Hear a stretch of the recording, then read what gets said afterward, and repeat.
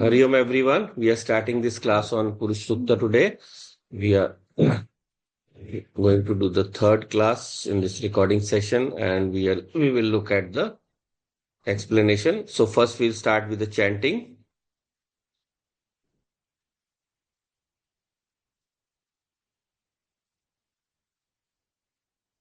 Start with the Shanti part. Om Sahana Vavatu Sahanau Bhunaktu Saha Viryam Karvavahai Tejasvinavaditamastu ma vidvishavahai. Om Shanti Shanti Shanti.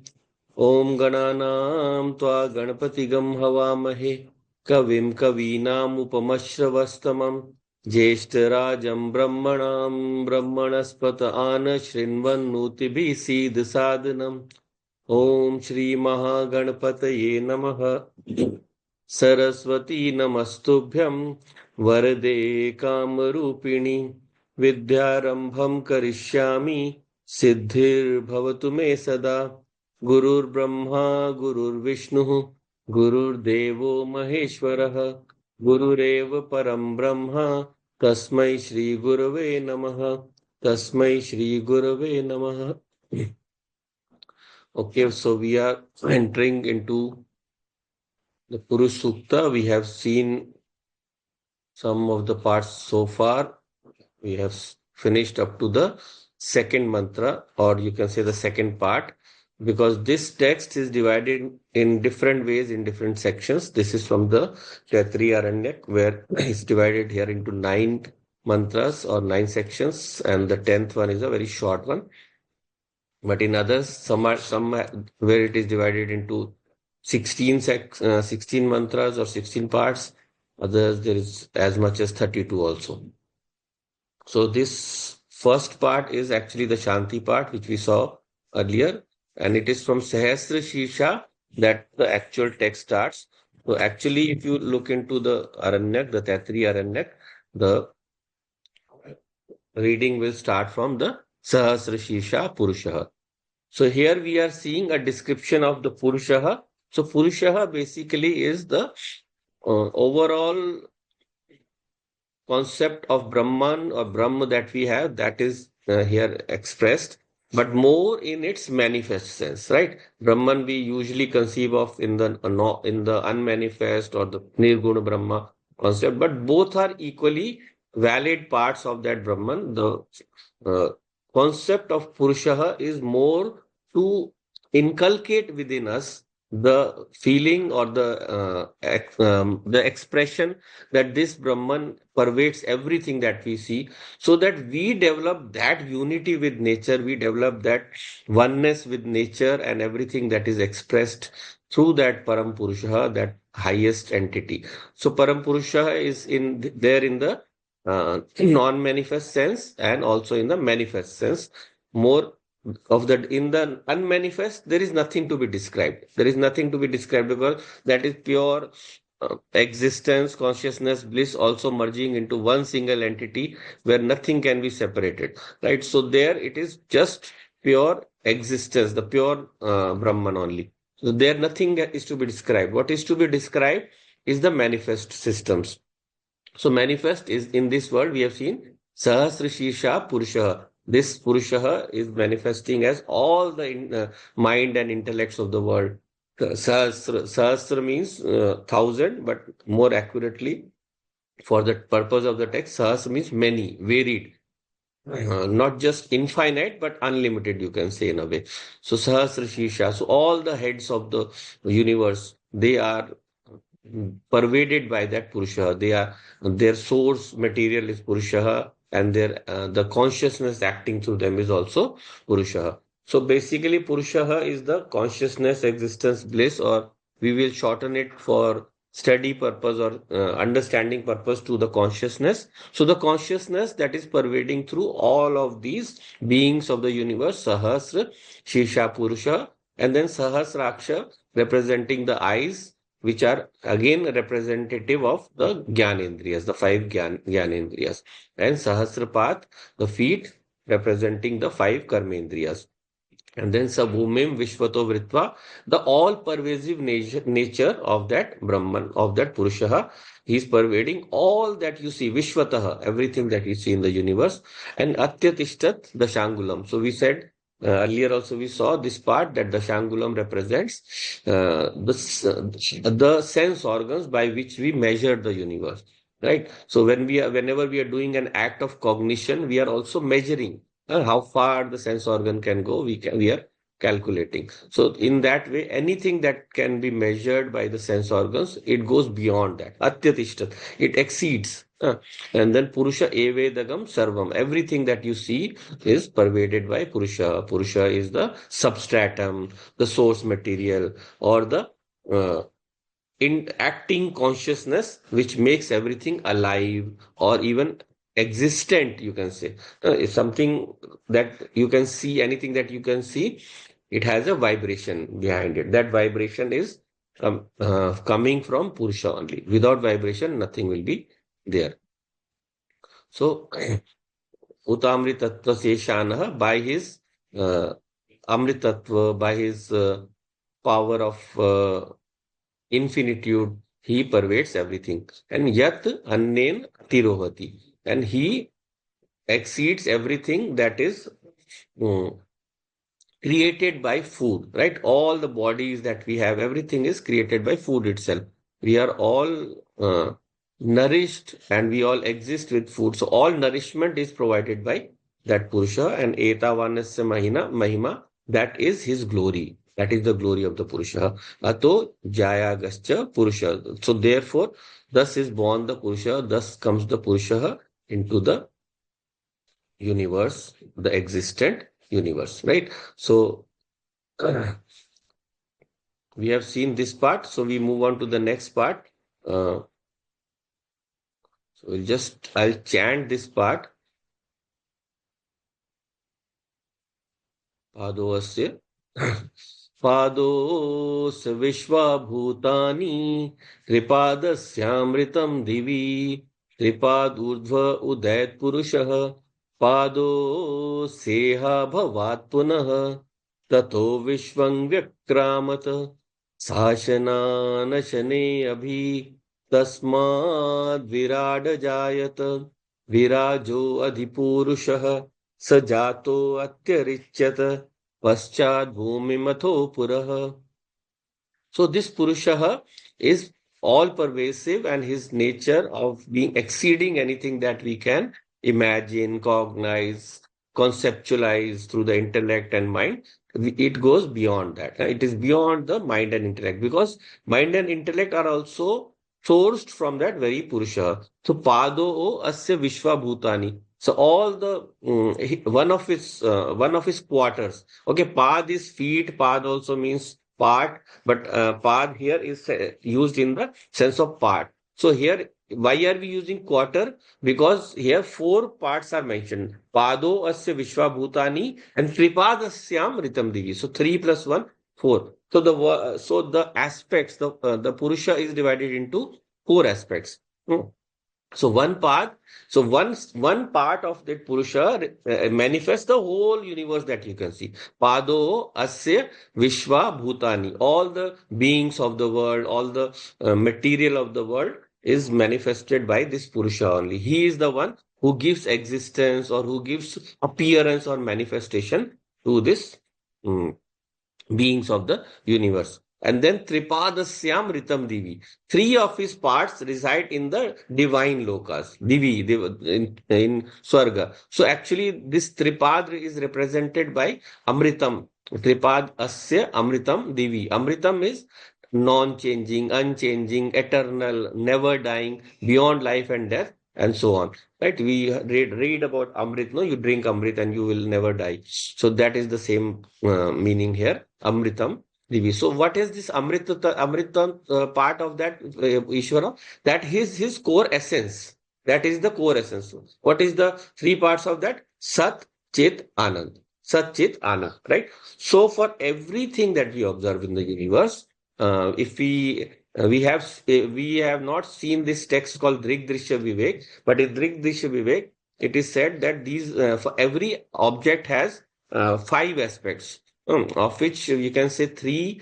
So there it is mentioned, in there it is written that first three parts are Satyam, Priyam, uh, Chitrupam. So there the three parts are mentioned as this existence, consciousness, and bliss. And the other two parts are Nam and Roop. So Nam and Roop represents all the names and forms of the universe, names and forms of the universe. So whenever we are talking about any object, then we see a name of that object, which is given according to what its appearance is, right? So in this way, we can any object that we can see, we can separate it into the name and form. So together we take that as one entity, which is the first pada of this Purusha. Okay, okay. So this uh,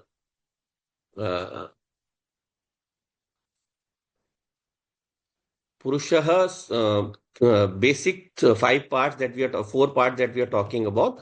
Of that, these Purusha is represented by the main one manifest part of that is this the first part, which is the visible universe. So Pado Asya Vishwa Bhutani. Pado Asya Vishwa Bhutani. So the all the objects of the world are to be seen in this way. So this is the text, Drishya Vivek.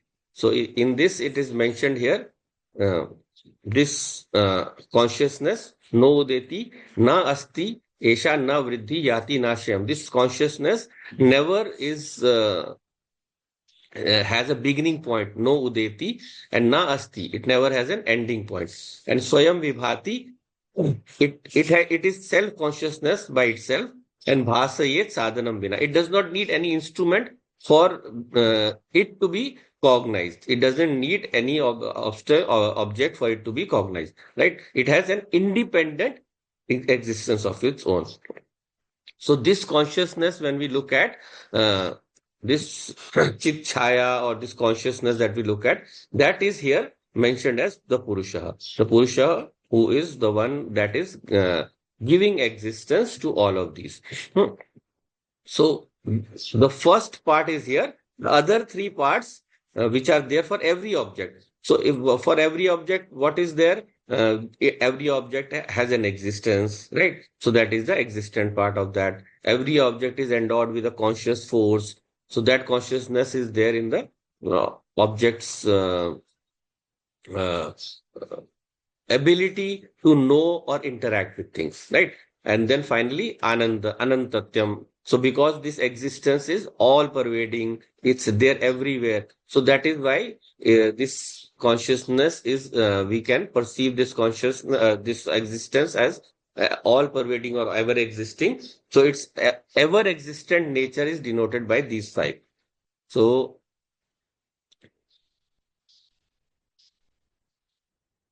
So Pado Asya Vishwabhutani and Tripadasyam Ritam Divi. These two represent together the four aspects of this Purusha, the visible and the hidden aspect. The hidden aspect is something that is there in every object of the universe, if we try to understand clearly.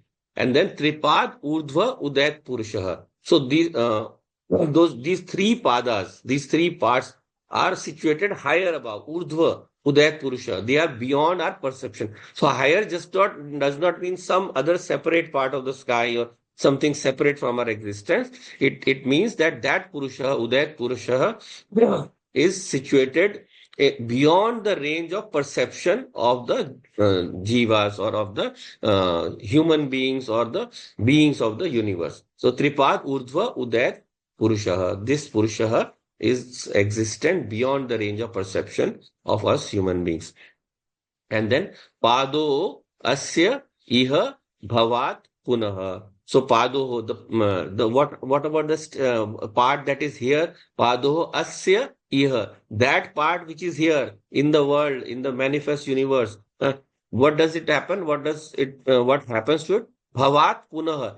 Comes again and again. The creation happens again and again. The beings of this world, they come and go, they come and go, they disappear and reappear again and again. So that is the quality or the property of the objects of the universe, right? And so therefore this part of the universe that we call it, this is coming next is the which we call the Virat Purusha, the consciousness that is the holder of the universe, the consciousness which is controlling the universe, that is the Virat Purusha. So Purusha in its total aspect is the complete Purusha with the manifest and unmanifest both, but the manifest aspect is called the Virat Purusha. So that we will look at a bit later in the next line.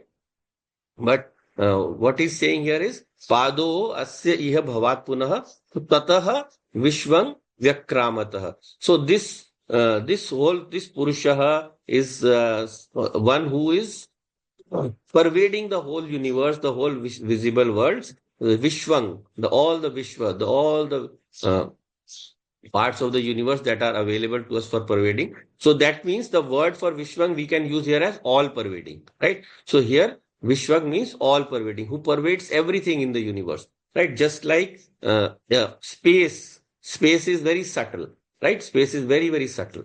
So space is pervading everything. Everywhere you see, you know that there is space. Even within the parts of an object, there is some space. Even in an atom, there is so much space in between also. In fact, a maximum part of it is space only.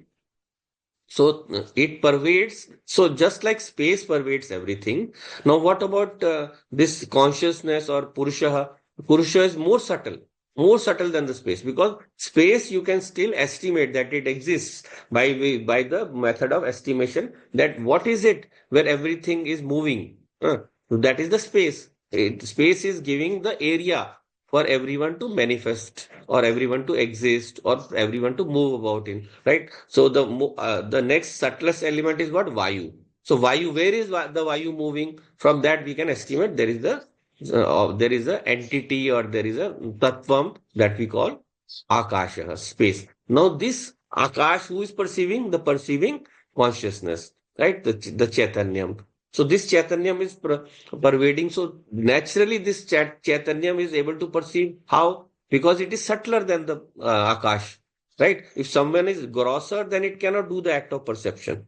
So obviously this consciousness is more subtle and more varied and more wider than the space. So if space is pervading everything, then definitely this Purusha is also pervading everything. So tato vishwang vyakramata, vi akramata. So it is it is able to pervade all the objects of the universe. And then sashana nashane abhi, sa ashana, sa ashan anashnan abhi. So what about this Purusha? He is pervading all the things, all the beings that eat. Ashana means eating, who can consume food. And then anashnan is those who cannot consume food, right? So he's pervading all the living and non-living beings, you can say. All the living and non-living beings are manifested out of this very, very Purusha only.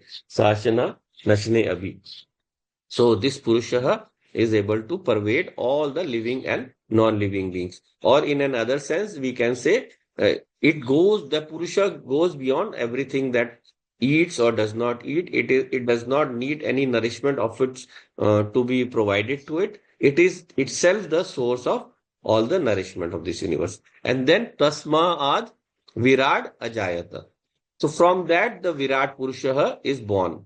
From that Purusha, the original Purusha, the total Purusha, the total entity or consciousness that is uh, manifest and unmanifest, comes the holder of the manifest universe. Holder of the manifest. Just like for this body, just like for our body, the holder of holding consciousness of this body is called Jiva. Jiva is the consciousness that is holding together or acting through this body. Similarly, the consciousness that is holding the whole universe is called Virat. Hmm? So Virat is the consciousness that is the holder of this universe. Of course, the consciousness is not different. These are not two different consciousness, but the same consciousness when acting through the individual is called Jiva, and when acting through the whole manifest world is called Virat. right? So this Virat, we also give another name to it for purpose of separation. We call it Ishvara. Ishvara is the consciousness that is holding the world. So it is the upadhi or the name that it takes up when it does the function of running the universe or maintaining the universe or creating the universe also, right? So what the names we give as Brahma, Vishnu, Mahesh. So all three together you can call them as Ishvara.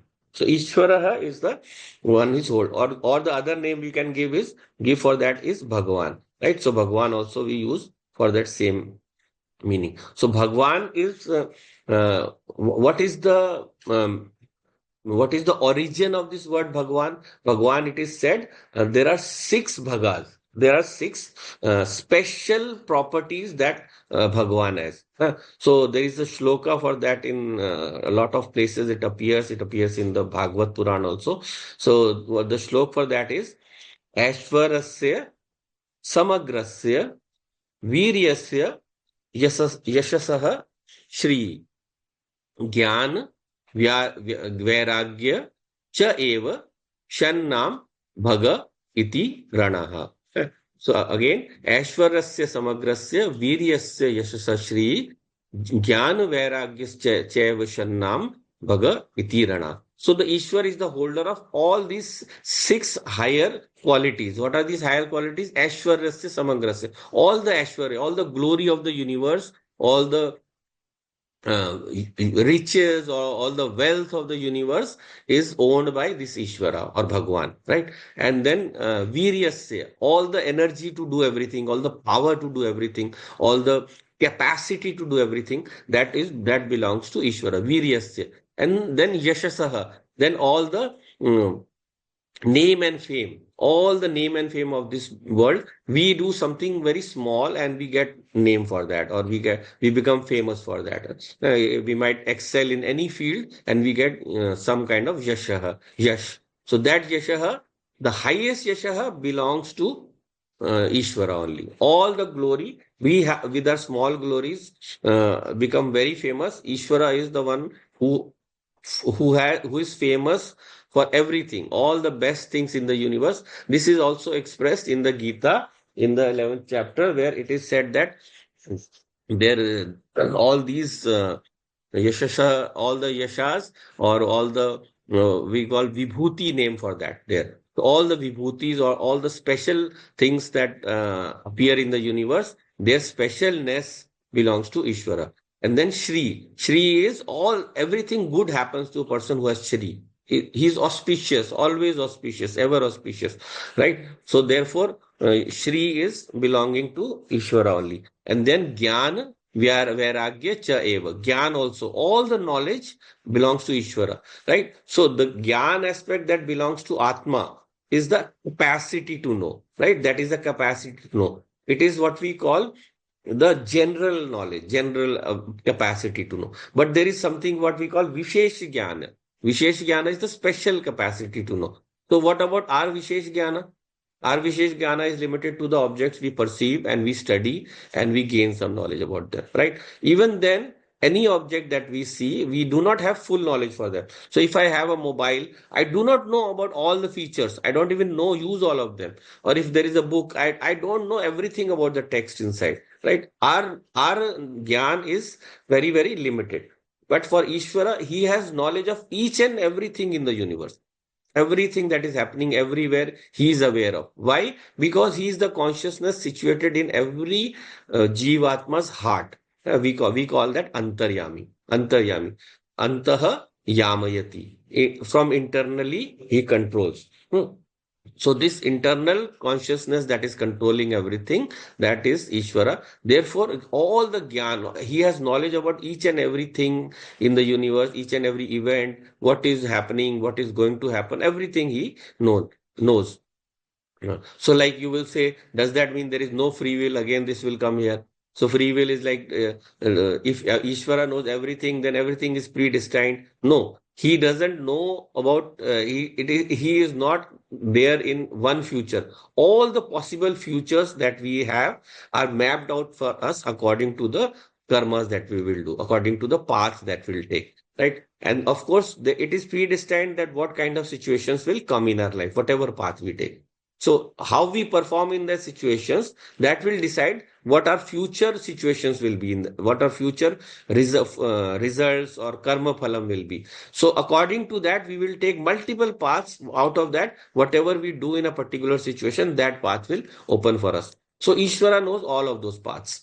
And so whichever we take, he will know which path, what will take us along on that path. So Jnana and Vairagya. He is not at all tied up, or he is not at all caught up in the objects of the world. He has no kind of we call attachments, the common attachments that afflict all the people of the universe. So this is the speciality of this Purusha. All the uh, uh, Vairagyam, we say Vairagya, we usually associate with human beings. Even Ishvara has Vairagya, and not just the normal Vairagya. For him, every object of the universe is available. So that he is able to leave out any kind of attachment to them, right? And then also there is one more derivation of this word Bhagwan. So Bhagwan, because he controls the manifestation of the world, that means he is the controller of the five elements. So Bha, Ga, Va, Ana. So that represents the five elements. So Bha is Bhu. Bhu is the Prithvi Tattvam. Then Ga is Gagan. Gagan is the space Tattvam. Va means Vayu. That is the Vayu Tattvam. And then A is Agni. Bhagava, Va के बाद A है. So Agni, Agni Tattvam.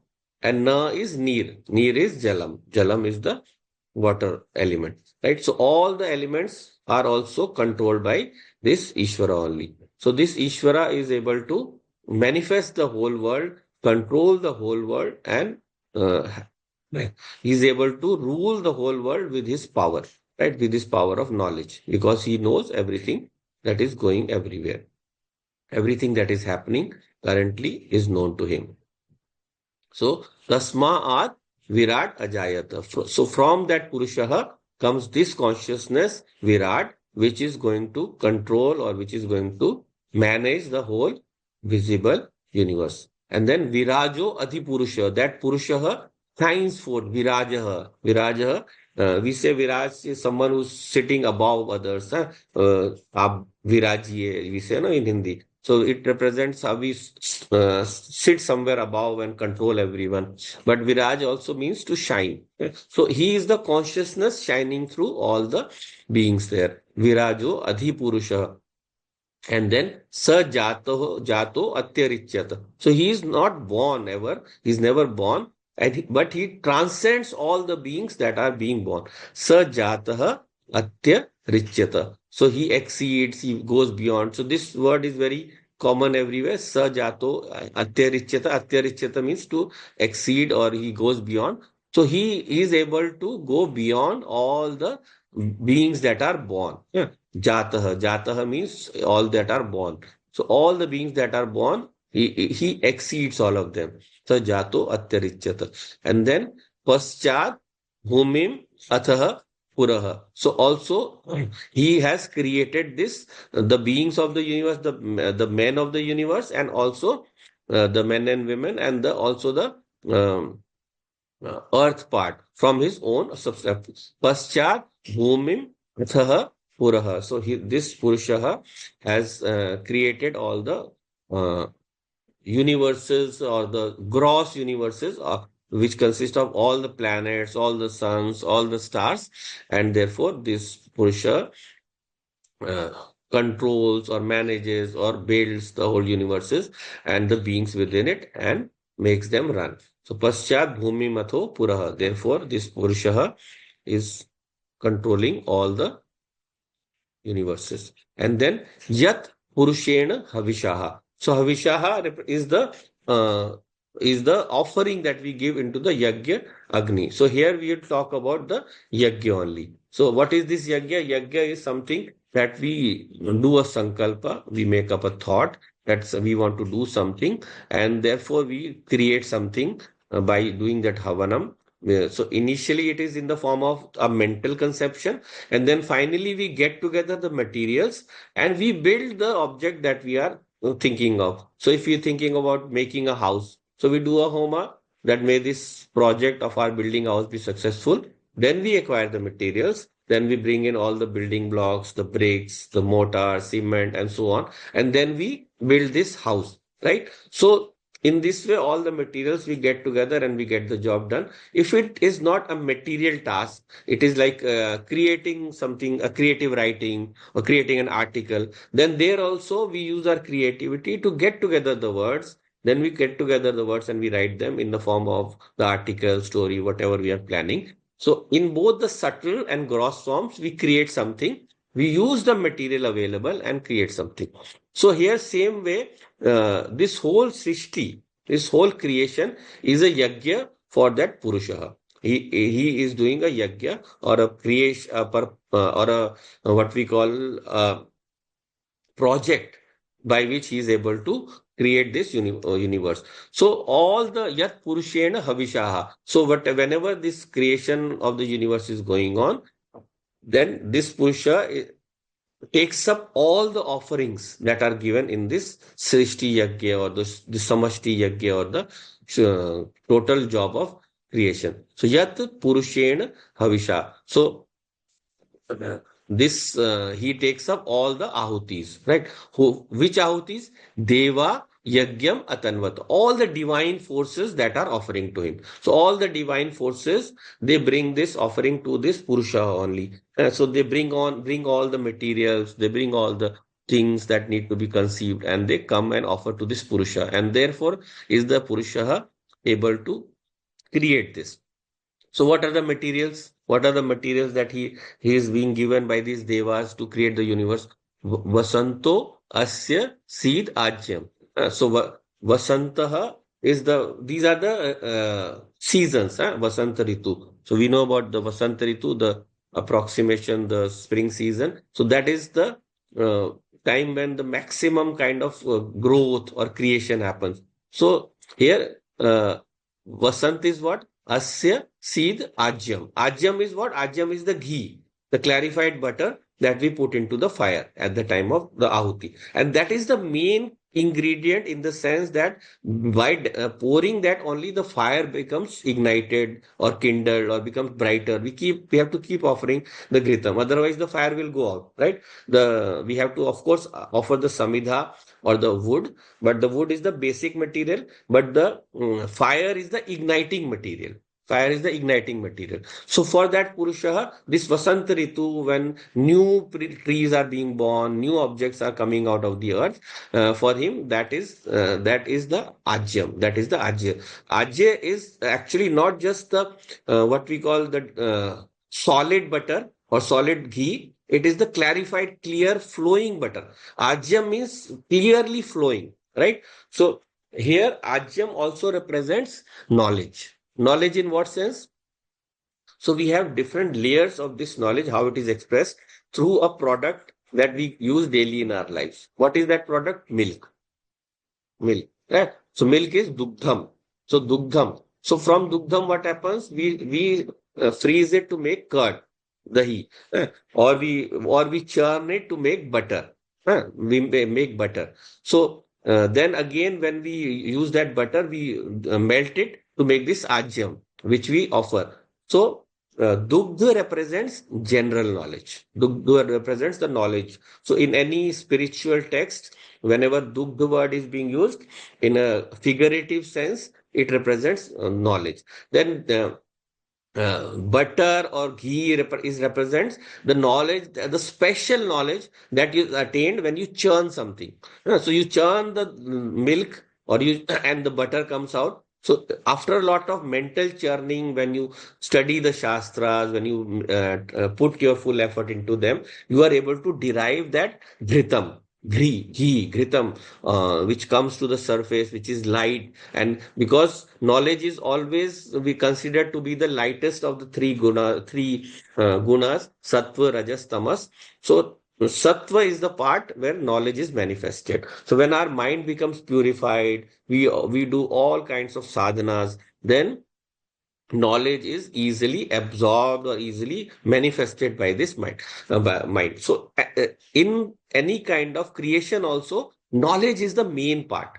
You have to know, you have to lay out the blueprint of how everything is going to happen. Right? You have to lay out that full blueprint. So once that blueprint is laid out, then this thing, then the manifestation can come in later on.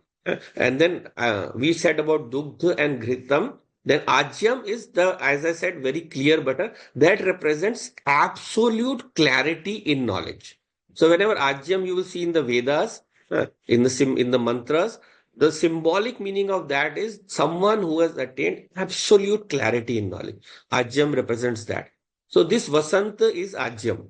This Vasanta Ritu is the Ajyam. It is the absolute clarity in knowledge by which this world is going to be manifest, right? The world is going to be manifest. So that is the first part of the Srishti Yagya. The Srishti Yagya, the Yagya of creation, that is Ajyam is being offered into the Yagya Kund.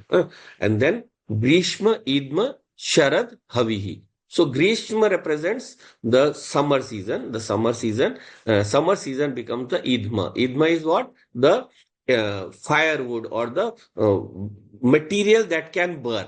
Idma. Idma is something that you can say an Idhan. We call it fuel. Fuel is like petrol, diesel, or wood in the earlier times. So these are the fuels. So Grishma is the Idma. So when the tree grows up, finally, then the wood from it is available in the summer season when the tree has grown up or the plant has grown up. So that becomes the Idma or the fuel that is offered into the Yagya Agni, right? So that represents the materials of the objects, material objects of the universe, right? Material objects of the universe by which we can call that the basic matter, the basic stuff out of which the universe is made. So that is the Grishma. So the summer season becomes the Idma or the Indhan or the fuel for which this Samashti Srishti Yagya is being done. So Grishma Idma and then Sharad Havihi.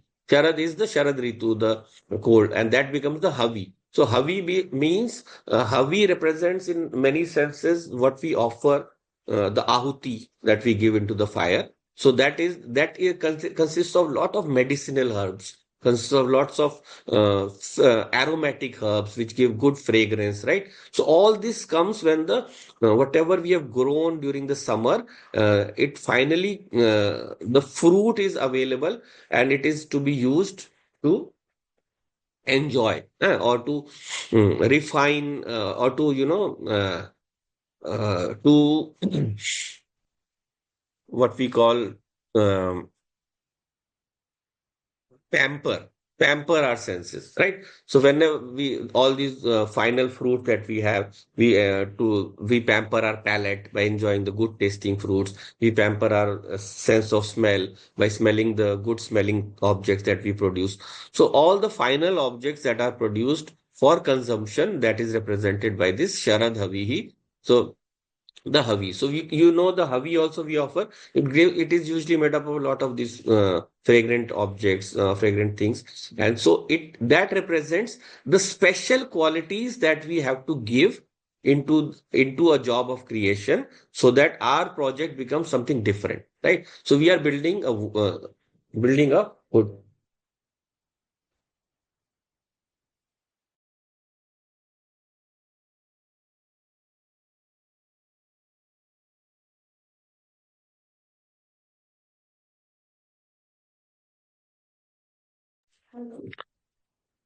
Okay, so all the special so whenever we are building a house, we are using the basic materials to create the house, then we do some kind of activities by which that house becomes special.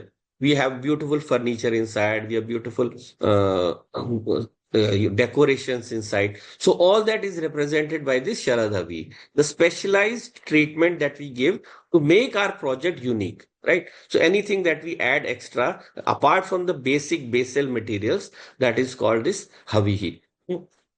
Then, so, yeah, so in this way, this project is we have undertaken and it is nearing the completion. So, Grishma, Idma, Sharad, Havihi.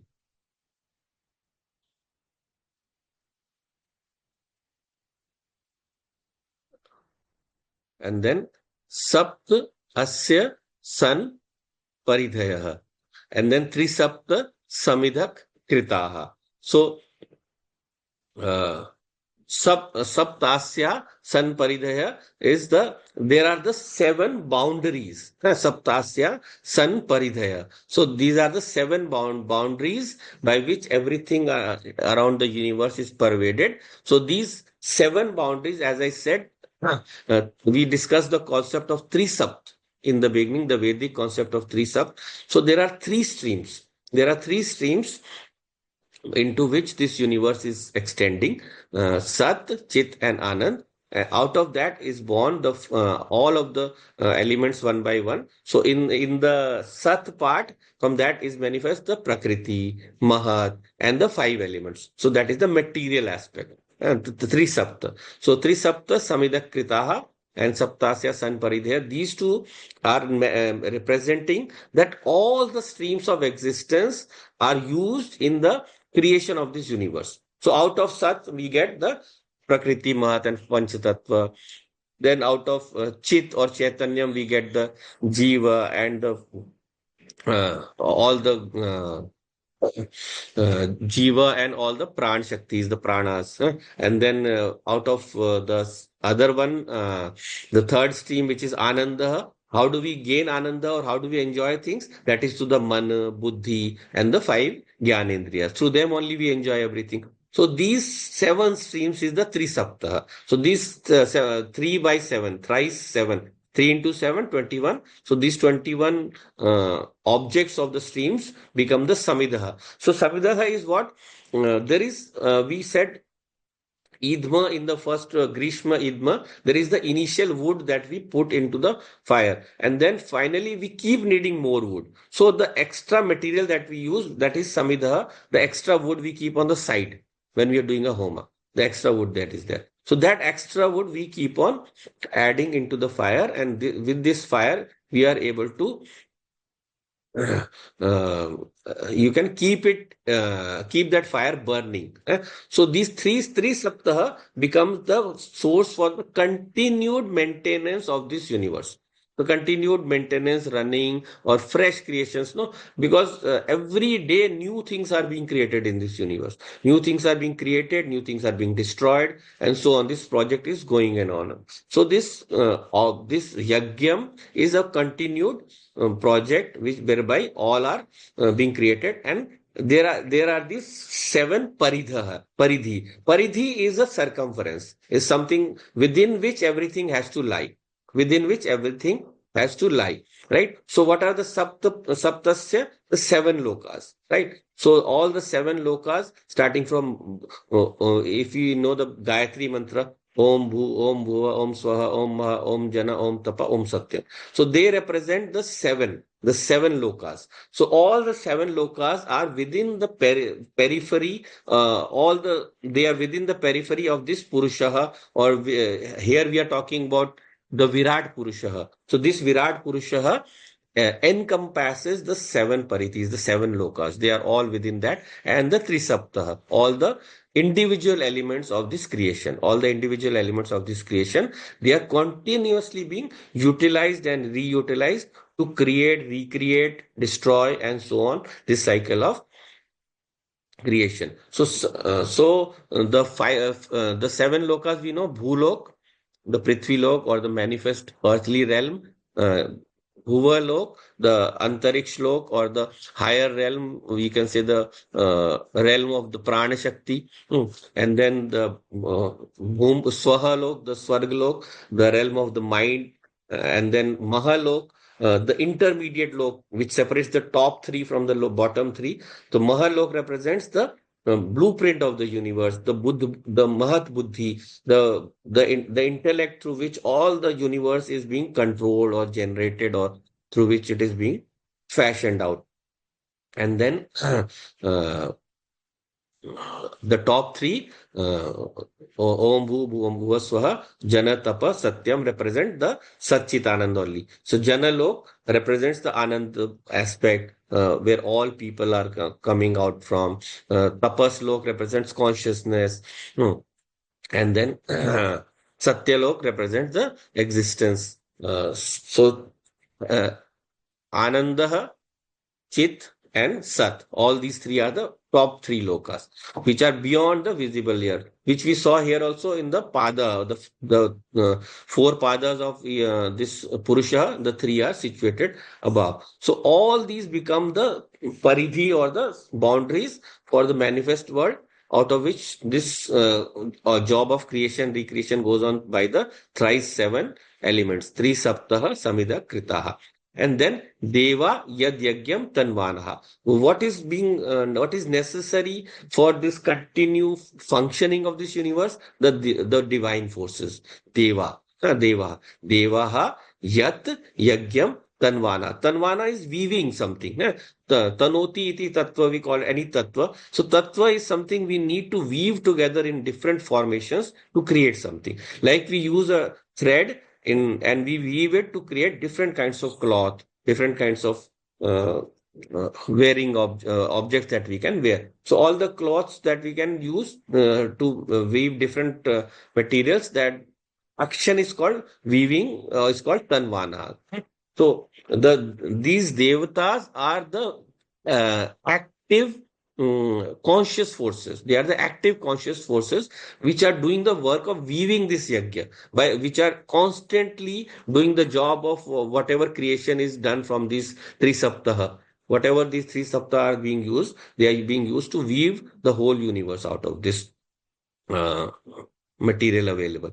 And then Abhadnan Purusham Pashum. So this Purusha is the one who there is, we say, in the uh, process of a yajna, there is a pashu, there is an animal that is sacrificed, right? So in general sense, we might think that an actual pashu is sacrificed. It is there in some yajnas, but in the adhyatma yajna, the purusha, the pashum is what? We just release our animal tendencies. So all of our animal tendencies we have to sacrifice.